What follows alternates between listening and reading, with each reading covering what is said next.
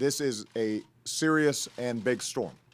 And my first message is to all the people across the eastern seaboard, mid-Atlantic, going north, that you need to take this very seriously and follow the instructions of your state and local officials because they are going to be providing you with the best advice in terms of how to deal with this storm over the coming days.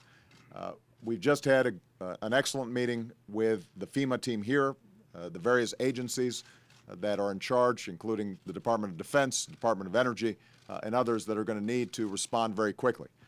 Under Craig Fugate's leadership here at FEMA, we've had a chance to talk to the regional officials as well, and I just had a phone call with the governors of the potentially impacted states, as well as some of the major cities in the region.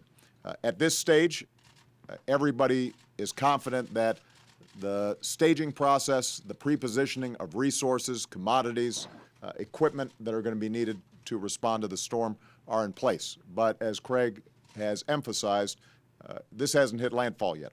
So we don't yet know where it's going to hit, where we're going to see the biggest impacts, and that's exactly why it's so important for us to respond big and respond fast as local information starts coming in. I want to thank all the members of the team for the outstanding work that they're doing, but the other thing that makes this storm unique is we anticipate that it is going to be slow moving. That means that it may take a long time not only to clear, but also to get, for example, the power companies back in to clear trees and to put things back in place so that folks can start moving back home. So my main message to everybody involved is that we have to take this seriously. The federal government is working effectively with the state and local governments. It's going to be very important that populations in all the impacted states take this seriously, listen to your state and local elected officials. My message to the governors as well as to the mayors is anything they need, we will be there. And we're going to cut through red tape. We're not going to get bogged down with a lot of rules. We want to make sure that we are anticipating and leaning forward into making sure that we've got the best possible response to what is going to be a big and messy system. So again, thank you, everybody. Craig, would you like to add something? Now, again, as the President says, it's going to really come down to the public heeding those evacuation orders, taking protective measures. If they haven't gotten ready, they can go to ready.gov, get information on how to protect them and their families, but also check on your neighbors. This is going to be a big storm. We need to be there for each other. Okay.